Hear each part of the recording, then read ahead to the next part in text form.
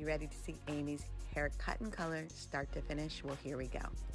Even though this was a 2.5 hour appointment, you're going to see it in under 5 minutes. So I'm razor cutting Amy's hair. That's how I start. As you can see how I angle my way up section by section. And today for the spring look of Amy, we decided on an asymmetrical bob.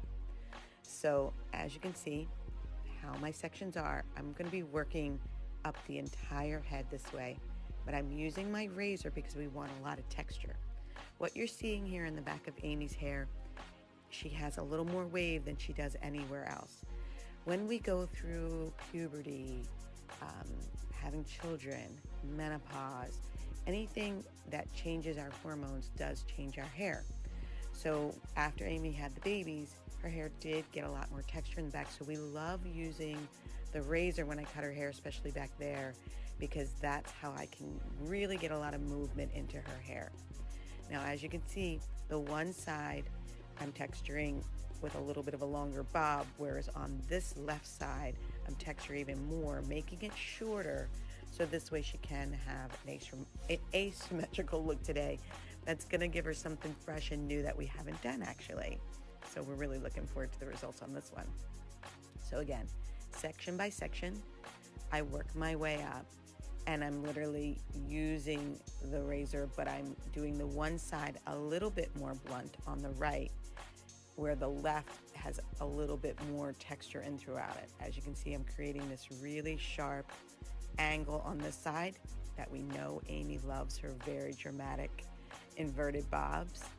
And on this side, it's still inverted, but there's a lot more texture to it. And I'm creating it right around the face, just a bit shorter, so that this way we can have like a whole new look for the spring, which I think is gonna be a ton of fun.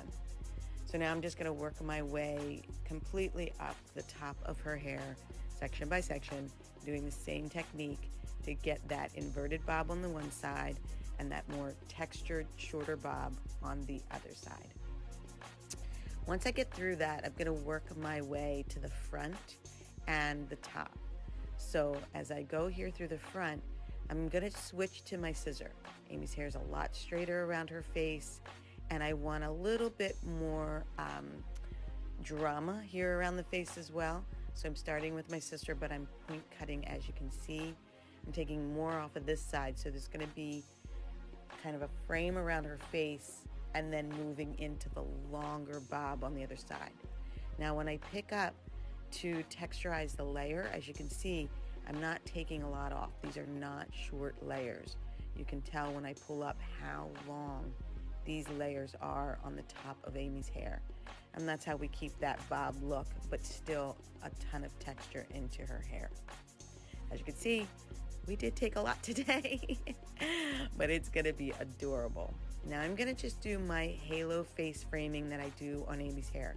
I use lightener with 2 different volumes so I can get 2 different dimensional colors. I go to the root right around her face, and then as I work my way the last few sections, I don't necessarily take the color all the way to the root. So it's a real blending into her top hair, which is completely her natural color. She doesn't have any gray yet, so I'm working with her color. If she had gray, I could color it this dark color, but in Amy's case, I'm just creating that halo effect all around the perimeter of her hair, working my way up, blending it into just a real natural tipping kind of thing into the top where I leave completely. Now, it wouldn't be Amy's haircut if I didn't finish it off with my clipper. She loves her bluntness at the edge.